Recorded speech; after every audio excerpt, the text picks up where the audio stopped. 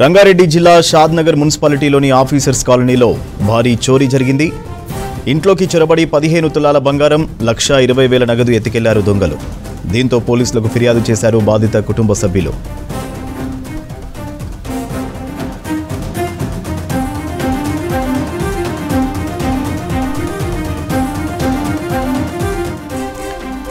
సాయంత్రం ఇంటి నుంచి బయటకు వెళ్లినప్పుడు దుండగులు ఇంటి తాళం పగలగొట్టి చోరీకి పాల్పడ్డారని తెలిపారు బాధితులు. కేసు నమోదు చేసి దర్యాప్తు చేస్తున్నారు పోలీసులు. స్థానికంగా ఉన్న సీసీ కెమెరాలను పరిశీలిస్తున్నారు పోలీసులు.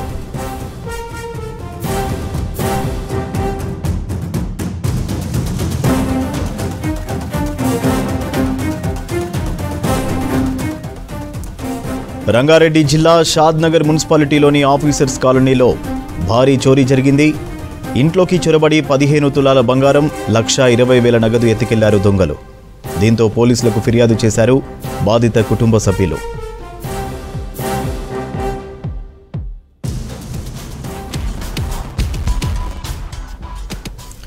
సాయంత్రం ఇంటి నుంచి బయటకు వెళ్లినప్పుడు దుండగులు ఇంటి తాళం పగలగొట్టి చోరీకి పాల్పడ్డారని తెలిపారు బాధితులు. కేసు నమోదు చేసి దర్యాప్తు చేస్తున్నారు పోలీసులు. స్థానికంగా ఉన్న సీసీ కెమెరాలను పరిశీలిస్తున్నారు పోలీసులు.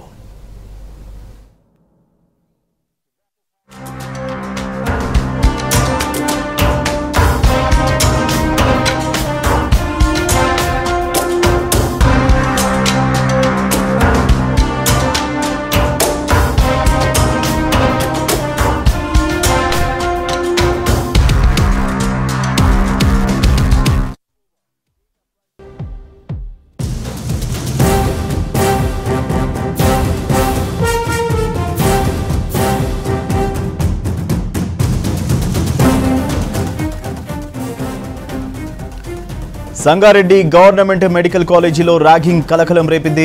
ఫస్ట్ ఇయర్ స్టూడెంట్ను సీనియర్లు ర్యాగింగ్ చేశారు.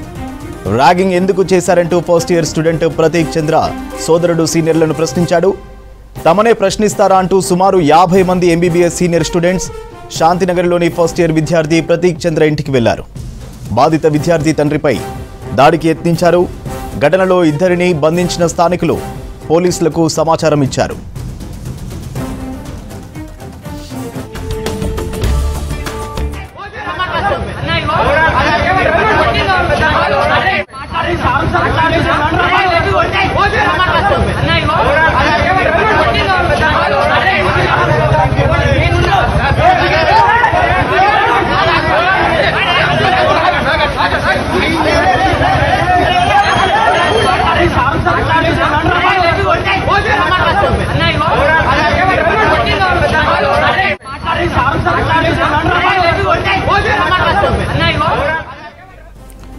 సంగారెడ్డి గవర్నమెంట్ మెడికల్ కాలేజీలో ర్యాగింగ్ కలకలం రేపింది.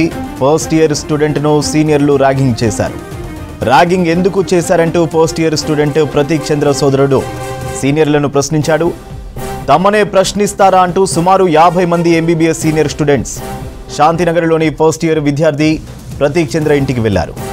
బాధిత విద్యార్థి తండ్రిపై దాడికి యత్నించారు.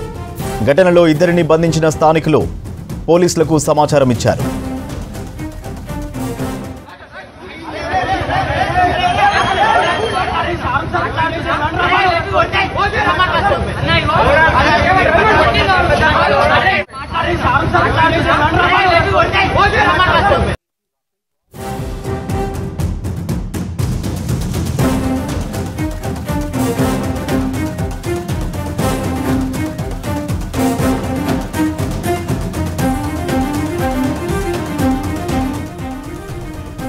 రంగారెడ్డి జిల్లా కోకాపేట నియో పోలీస్ భూములు 3వ విడత వేలంలో భారీ ధర పలికాయి.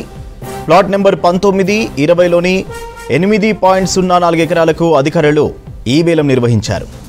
ప్లాట్ నెంబర్ 19లో ఎకరానికి 131 కోట్ల రూపాయలు, ప్లాట్ నెంబర్ 20లో ఎకరం 118 కోట్ల రూపాయల ధర పలికింది.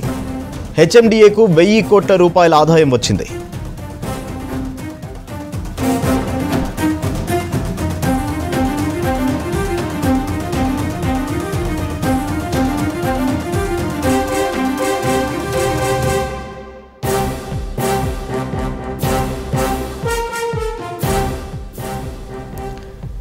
మొత్తం 3 విడతల్లో 6 ప్లాట్లలోని 27 ఎకరాల విక్రయించగా హెచ్ఎండిఏకు 3,708 కోట్ల ఆదాయం సమకూరింది. ప్లాట్ నెంబర్ 19లో 4 ఎకరాలను వేలంలో యోలా కన్స్ట్రక్షన్, గ్లోబస్ ఇన్ఫ్రాకాన్ సంస్థలు దక్కించుకున్నాయి. ప్లాట్ నెంబర్ 20లో 4.04 ఎకరాలను బ్రిగేడ్ ఎంటర్ప్రైజెస్ లిమిటెడ్ సొంతం చేసుకుంది. ఈసారి మొత్తం 44 ఎకరాల భూమిని 4 విడతల్లో హెచ్ఎండిఏ వేలం వేస్తోంది.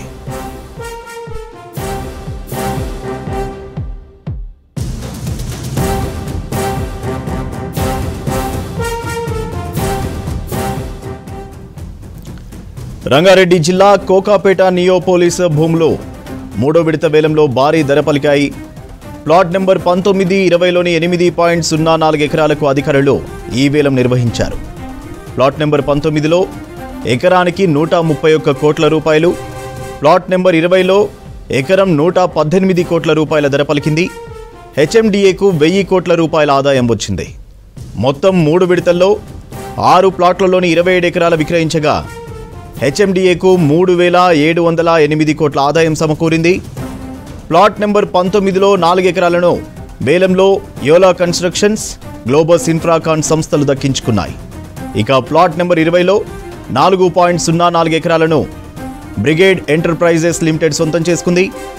ఈసారి మొత్తం 44 ఎకరాల భూమిని 4 విడతల్లో హెచ్ఎండిఏ వేలం వేస్తోంది.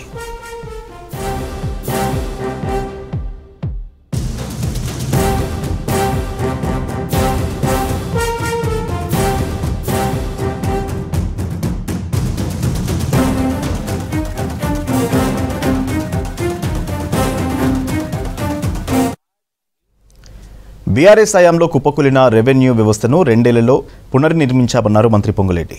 భూ హక్కుల నుంచి రిజిస్ట్రేషన్ల వరకు సమూల మార్పులు చేస్తున్నామని చెప్పారు.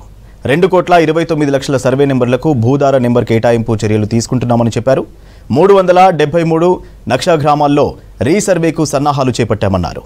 ఇక వచ్చే జనవరి నాటికి 3 శాఖల సమాచారంతో ప్రత్యేక యాప్ తీసుకొస్తామన్నారు. అక్రమాలపై 2 జిల్లాల్లో ఫోరెన్సిక్ ఆడిట్ జరుగుతుందన్నారు. భూ సమస్యలపై త్వరలో ట్రిబ్యునల్స్ ఏర్పాటు చేస్తామని చెప్పారు. ఇక ఒకే గొడుగు కిందకు ల్యాండ్ సర్వే రిజిస్ట్రేషన్ తీసుకొస్తామని చెప్పారు. హిల్ట్ పాలసీపై బీఆర్ఎస్ ద్వంద్వ వైఖరి ప్రదర్శిస్తుందన్నారు. ఆనాటి మున్సిపల్ మంత్రి కేటీఆర్ ముడుపులు తీసుకుని ల్యాండ్ కన్వర్షన్ చేశారని ఆరోపించారు మంత్రి పొంగులేటి. పారదర్శకంగా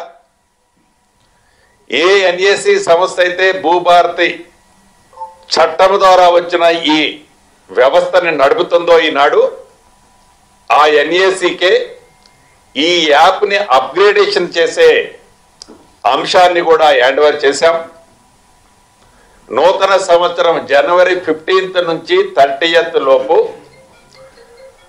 ఆల్ ఆప్షన్స్ తో కొత్త యాప్ ఎన్ఏసి డెవలప్మెంట్ చేసిన యాప్ ఈ భూభారతి చట్టంతో పాటు రాష్ట్ర ప్రజలకి ప్రయోగకరమైన ఆ ప్యాచ్లున్న ఆ అతుకులు బంతైన ధరణి యాప్ని పూర్తిగా రిమూవ్ చేసి కొత్త యాప్ కూడా రాష్ట్ర ప్రజలకి ఇవ్వనున్నాం. లేటెస్ట్ వర్షన్తో లేటెస్ట్ ఆప్షన్స్ తో ఏదైతే ఎన్ఏసి ద్వారా తేబోతున్న యాప్ ఉందో ఈ భూభారతి యాప్ సింగిల్ పేజీలో భూభారతి అంటే ల్యాండ్స్ కు సంబంధించిన వివరాలు, సర్వేకి సంబంధించిన వివరాలు, రిజిస్ట్రేషన్ కి సంబంధించిన వివరాలు ఈ మూడింటిని సింక్రనైజ్ చేసి సింగిల్ ప్లాట్ఫారం మీదకి తీసుకొచ్చే వ్యవస్థని ఎస్టాబ్లిష్ చేశాం. ఆ పనిలో ఆ ఎన్ఏసి వారు పూర్తిగా నిమగ్నమై ఉన్నారు.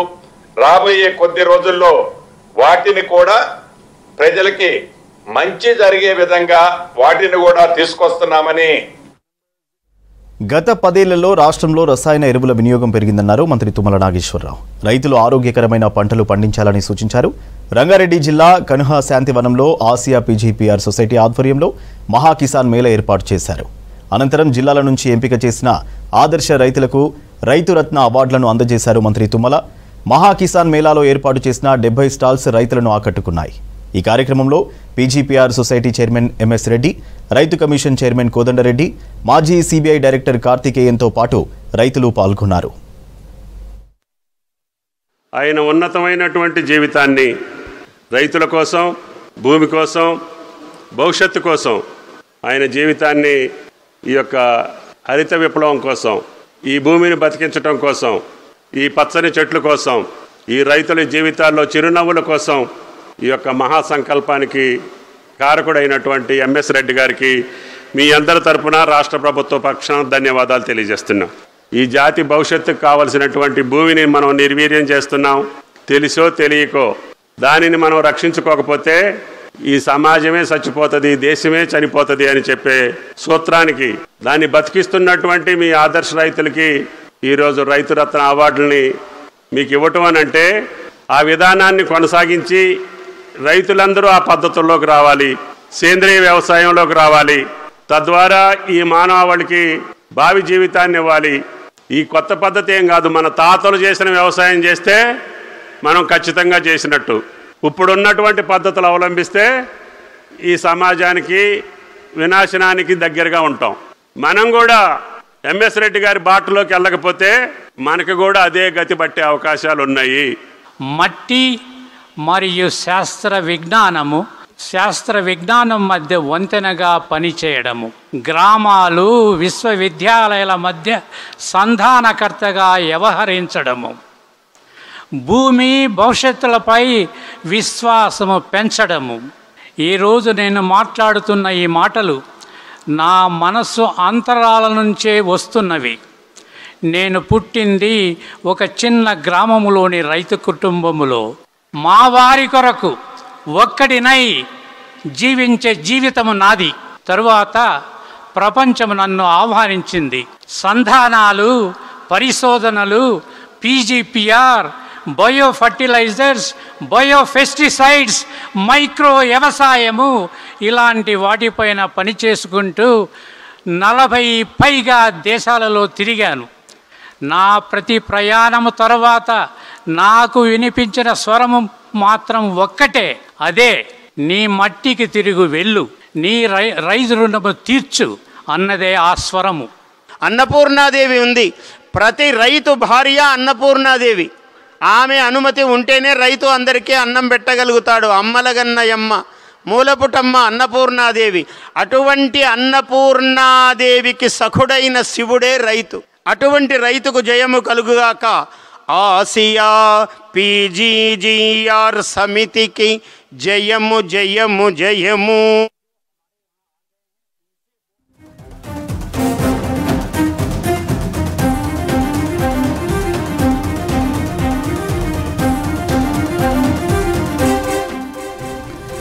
సౌత్ ఆఫ్రికాతో జరుగుతున్న రెండో వన్డేలో భారత్ ఓడిపోయింది. రాయ్పూర్ వేదికగా జరిగిన రెండో వన్డేలో 4 వికెట్ల తేడాతో గెలిచింది సౌత్ ఆఫ్రికా. దీంతో 3 వన్డేల సిరీస్ 1-1తో సమం చేసింది. టాస్ ఓడి బ్యాటింగ్ చేపట్టిన భారత్ నిర్ణీత 50 ఓవర్లకు 5 వికెట్లు కోల్పోయి 358 పరుగులు చేశారు. 359 పరుగుల లక్ష్యంతో బరిలోకి దిగిన సౌత్ ఆఫ్రికా ప్లేయర్లు మొదటి నుంచే దూకుడుగా ఆడారు. ఓపెనర్ మార్కరమ్ సెంచరీతో చెలరేగాడు. ఇక మరో బ్యాట్స్మెన్ మాథ్యూ 68 పరుగులు చేశాడు. దాదాపు సౌత్ ఆఫ్రికా ప్లేయర్లు సమిష్టిగా రాణించారు. భారత బౌలర్లలో హర్షదీప్ సింగ్, ప్రసిద్ధ్ కృష్ణ చెరో 2 వికెట్లు తీయగా కుల్దీప్ యాదవ్, హర్షిత్ రాణాలు ఒక్కో వికెట్ పడగొట్టారు. టీమిండియా ప్లేయర్లు రుతురాజ్ గైక్వాడ్, విరాట్ కోహ్లీ సెంచరీలతో చెలరేగిన భారత బౌలర్లు దక్షిణాఫ్రికా బ్యాటర్లను నిలువరించలేకపోయారు. సౌత్ ఆఫ్రికా బౌలర్లలో జాన్సన్కు 2, ఇంగిడి, నంద్రే బర్గర్లకు ఒక్కో వికెట్ పడింది.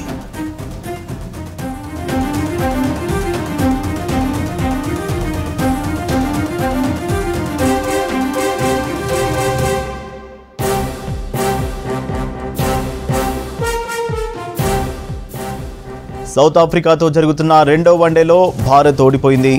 రాయ్పూర్ వేదికగా జరిగిన రెండో వన్డేలో 4 వికెట్ల తేడాతో గెలిచింది సౌత్ ఆఫ్రికా. దీంతో 3 వన్డేల సిరీస్ 1-1తో సమం చేసింది. టాస్ ఓడి బ్యాటింగ్ చేపట్టిన భారత్ నిర్ణీత 50 ఓవర్లకు 5 వికెట్లు కోల్పోయి 358 పరుగులు చేశారు. 359 పరుగుల లక్ష్యంతో బరిలోకి దిగిన సౌత్ ఆఫ్రికా ప్లేయర్లు మొదటి నుంచే దూకుడుగా ఆడారు. ఓపెనర్ మార్కరమ్ సెంచరీతో చెలరేగాడు. మరో బ్యాట్స్మెన్ మాథ్యూ 68 పరుగులు చేశాడు. దాదాపు సౌత్ ఆఫ్రికా ప్లేయర్లు సమిష్టిగా రాణించారు. భారత బౌలర్లలో హర్షదీప్ సింగ్, ప్రసిద్ధ్ కృష్ణ చెరో 2 వికెట్లు తీయగా కుల్దీప్ యాదవ్, హర్షిత్ రాణాలు ఒక్కో వికెట్ పడగొట్టారు. టీమిండియా ప్లేయర్లు రుతురాజ్ గైక్వాడ్, విరాట్ కోహ్లీ సెంచరీలతో చెలరేగిన భారత బౌలర్లు దక్షిణాఫ్రికా బ్యాటర్లను నిలువరించలేకపోయారు. సౌత్ ఆఫ్రికా బౌలర్లలో జాన్సన్కు 2, ఇంగిడి, నంద్రే బర్గర్లకు 1 వికెట్ పడింది. రంగారెడ్డి జిల్లా కందుకూరు మండలంలోని ఫ్యూచర్ సిటీలో నిర్వహించే గ్లోబల్ సమ్మిట్కు సంబంధించి భద్రతా ఏర్పాట్లను పరిశీలించారు అడిషనల్ డీజీపీ మహేష్ భగవత్. రాచకొండ సిపి సుధీర్ బాబు, ఐజీపీ రమేష్ రెడ్డితో కలిసి బందోబస్తు ఏర్పాట్లు, మీటింగ్ ప్రదేశాన్ని పరిశీలించారు. బందోబస్తు విషయంలో పొరపాట్లు చేయవద్దని, అధికారులు సమన్వయంతో పనిచేయాలని సూచించారు. అంతర్జాతీయ స్థాయిలో ఈ సమ్మిట్ నిర్వహిస్తున్నందున లా అండ్ ఆర్డర్, ట్రాఫిక్ పోలీసులతో పాటు special branch, intelligence, Octopus, Greyhounds, dog bomb స్క్వాడ్తో కట్టుదిట్టమైన భద్రతా ఏర్పాట్లు చేయాలని ఆదేశించారు అడిషనల్ డీజీపీ మహేష్ భగవత్.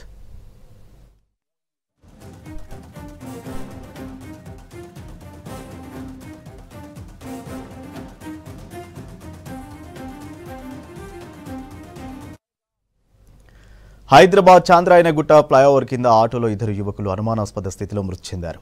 అక్కడి నుంచి పారిపోయిన 3వ వ్యక్తి తమ అదుపులో ఉన్నాడని తెలిపారు పోలీసులు. డెడ్ బాడీల పక్కనే ఉన్న సిరంజీలు, ఇంజెక్షన్ బాటిల్ స్వాధీనం చేసుకున్నామన్నారు. ఇంజెక్షన్ ఓవర్ డోస్తో చనిపోయారా లేదా మరో కారణమా అనేది పోస్టుమార్టం రిపోర్ట్లో తేలుస్తుందంటున్న ఏసీపీ సుధాకర్తో అనిల్ ఫేస్ టు ఫేస్.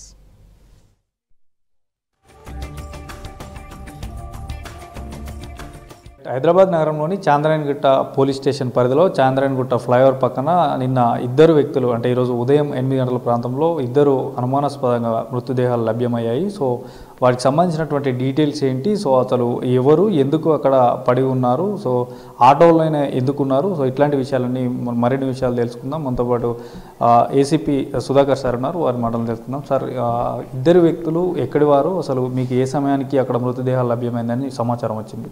ఈరోజు ఉదయం 8:30 గంటల ప్రాంతంలో చంద్రాయనగుట్ట పోలీస్ స్టేషన్కి సమాచారం వచ్చింది.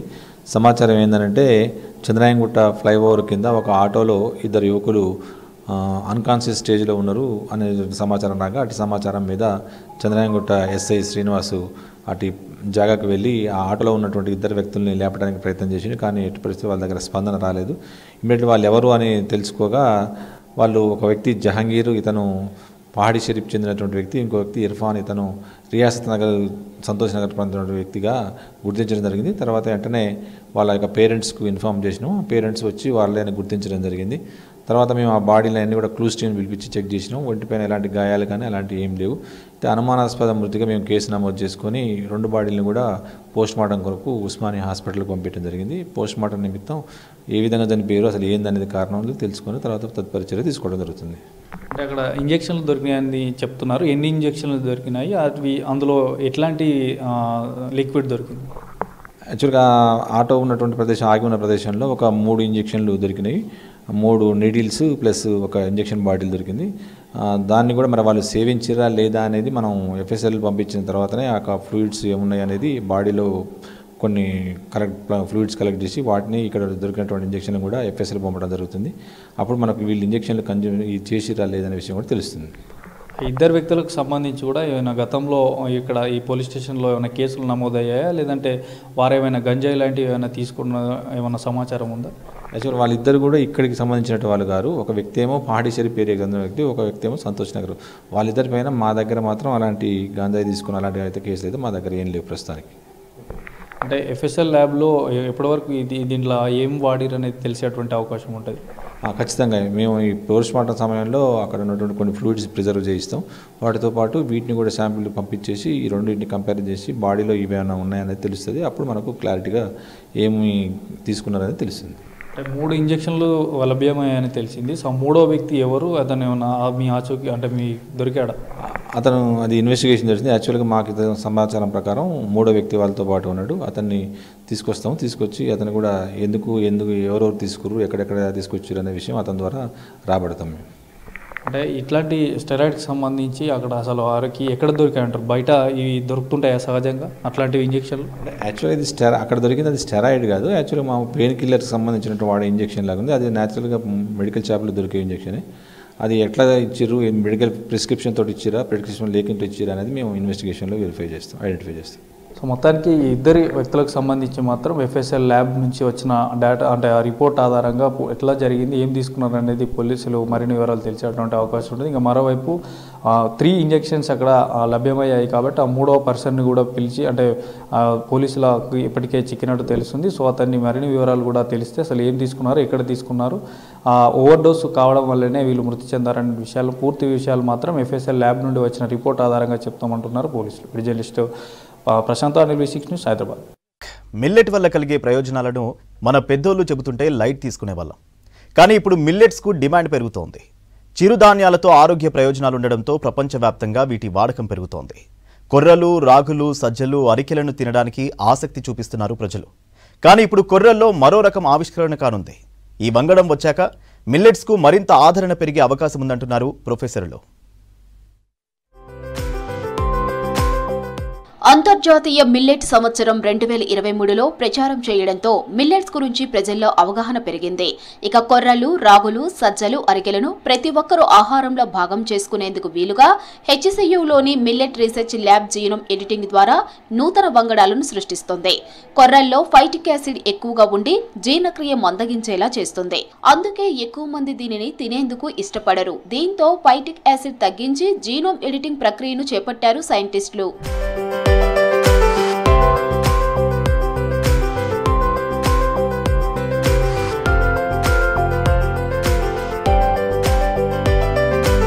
హైదరాబాద్ శివారులోని ఇక్రిసాట్ నుంచి 155 రకం కొర్రలు, ఢిల్లీ శివారులోని వ్యవసాయ వర్సిటీ నుంచి 185 రకాన్ని తెప్పించారు.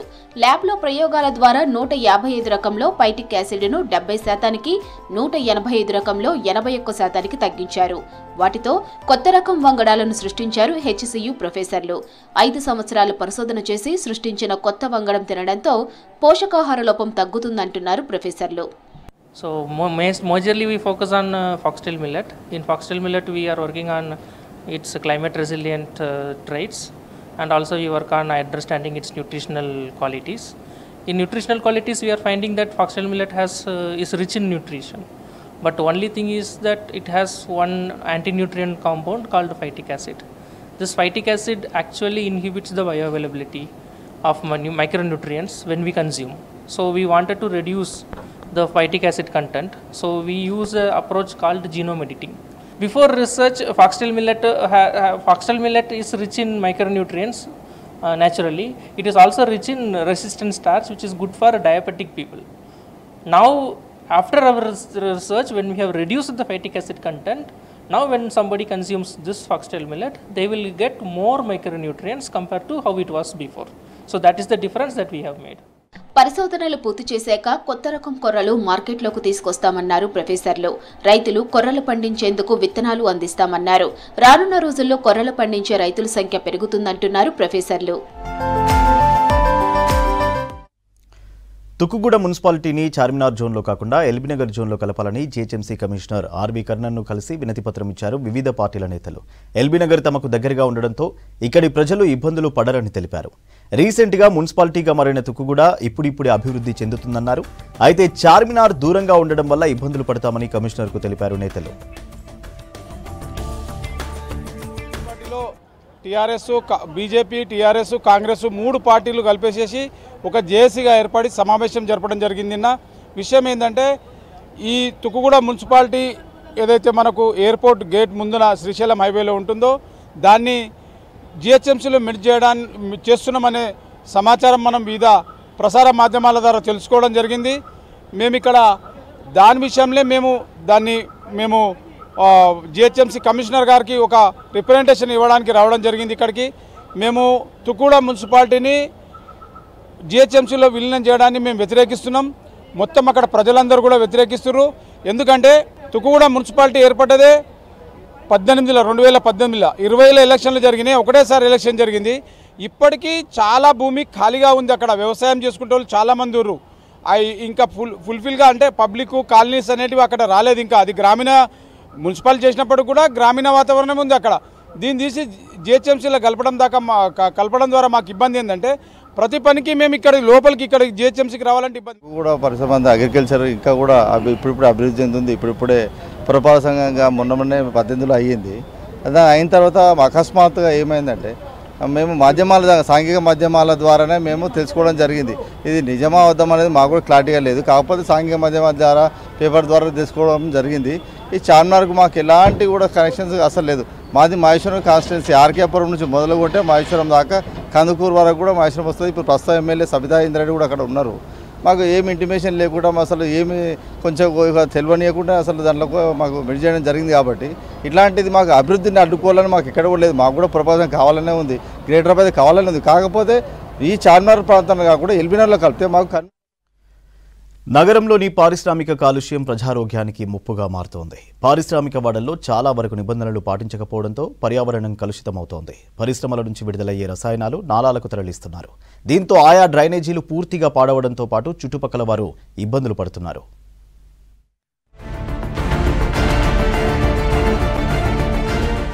జీరో లిక్విడ్ డిశ్చార్జ్ విధానాన్ని కఠినంగా అమలు చేయాలంటూ జారీ చేసిన పీబీసీ మార్గదర్శకాలను కొందరు పరిశ్రమల నిర్వాహకులు ఉల్లంఘిస్తున్నారంటున్నారు అధికారులు. పరిశ్రమల నుంచి వెలువడే వ్యర్థాలను శుద్ధి కేంద్రాలకు తరలించాలన్న నిబంధనలు పాటించడం లేదు. మల్టిపుల్ ఎఫెక్టివ్ ఎవాపరేటర్లను ఏర్పాటు చేయకుండా నేరుగా నాలాల్లో, డ్రైనేజీల్లో పంపిస్తున్నారు. జీడిమెట్ల, బాలానగర్, సనత్ నగర్, నాచారంలలో ఇలాంటి ఘటనలు జరుగుతున్నాయి. వీటిపై 6 నెలల్లో 120కి పైగా ఫిర్యాదులు వచ్చాయంటున్నారు పీసీబీ అధికారులు. ఇక్కడ ఏం జరుగుతుందంటే ప్రతిరోజు నిత్యం సాయంత్రం 8 గంటల నుంచి రాత్రి 8 గంటల నుంచి వెళ్ళి పొద్దున 4 గంటల వరకు మొత్తం వ్యర్థ జలాలని మొత్తం కెమికల్ కంపెనీస్ అంతే దాంట్లో డంపింగ్ చేసేస్తున్నారు. చాలా ప్రమాదకరమైన విషవాయువులను వదులుతున్నారు. దానివల్ల పెద్ద మనుషులు, చిన్నపిల్లలు ఆ లంగ్స్ ప్రాబ్లంతో చాలా ఇబ్బందులు పడుతున్నారు. ఎన్నిసార్లు చెప్పినా కానీ పీసీబీకి ఎన్నిసార్లు ఫోన్లో ఇంటిమేట్ చేసినా, లేకపోతే వాట్సాప్ ద్వారా ఇంటిమేట్ చేసినా, లేకపోతే మెయిల్ ద్వారా ఇంటిమేట్ చేసినా అని వాళ్ళు అసలు పట్టించుకోవట్లేదు. అసలు వాస్తవానికి అయితే అసలు పీసీబీ అధికారులు ఉండో లేదో అసలు తెలియదు. ఇక్కడ ఎట్రో కంపెనీ మధ్యాహ్నం పూట కెమికల్ డంపింగ్ చేసేసిండు. అది మొత్తం పొంగి పొరలేసి మొత్తం అది రోడ్డు పైన వచ్చేసి మొత్తం నిండిపోయింది. చాలా ప్రమాదకరమైన స్మెల్. మొత్తం ముక్కు మూసుకున్నా కానీ కళ్ళు మండుతున్నాయి, అంత స్మెల్ వస్తుంది.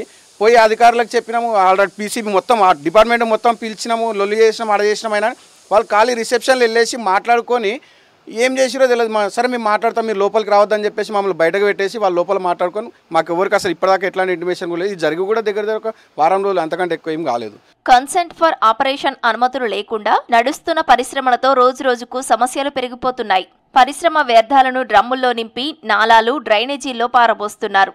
బాలానగర్ పరిసరాల్లో రోడ్లపైనే కుమ్మరిస్తున్నారు. నాచారం పరిధిలోని 450 ఎకరాలు, మల్లాపూర్లోని 250 ఎకరాల్లో ఉన్న పారిశ్రామిక వాడల్లో chemical mixing, plastic, metal, engineering, pharma, synthetic, rubber లాంటి 700 పరిశ్రమలున్నాయి. వాటిలో 70% రెడ్, ఆరెంజ్ కేటగిరీకి చెందినవే. ఉంటున్నాము ఇదే బాధలు, ఇవే వాసన, ఇవే లెక్కలు. రోజు రోజు ఇంకెక్కువ అవుతుంది కానీ తగ్గట్లేదు. వస్తారు, చూస్తారు, పోతారు, వెళ్తారు. ఒక్కొక్క పార్టీ వాళ్ళు ఒక్కొక్క రకంగా చెప్తారు, వెళ్తారు. మేము మంచిగా చేస్తాం, మేము మంచిగా చేస్తాం అంటారు. ఎవరు సరిగ్గా చేసేవాళ్ళు లేరు. గంతే వాసన వస్తుంది. ఇది మొత్తము 8 గంటలకు ఇడుస్తారు, 4 గంటల దాకా ఉంటుంది. హాస్పిటల్లో పోయి ఉంటుండ్రు. ఇక చూసుకుంటుంటే మేము అదే చెప్తున్నాము. నీళ్ళు అయితే వాసన ఉంటాయి. డ్రమ్లో నింపి పెట్టుకున్నాం అనుకో, బయట వాసన అవుతాయి, ఇంట్లో వాసన అవుతాయి. ఒక్కరోజు మంచిగా ఉంటాయి, మళ్ళీ తెల్లారి వాసన వస్తాయి.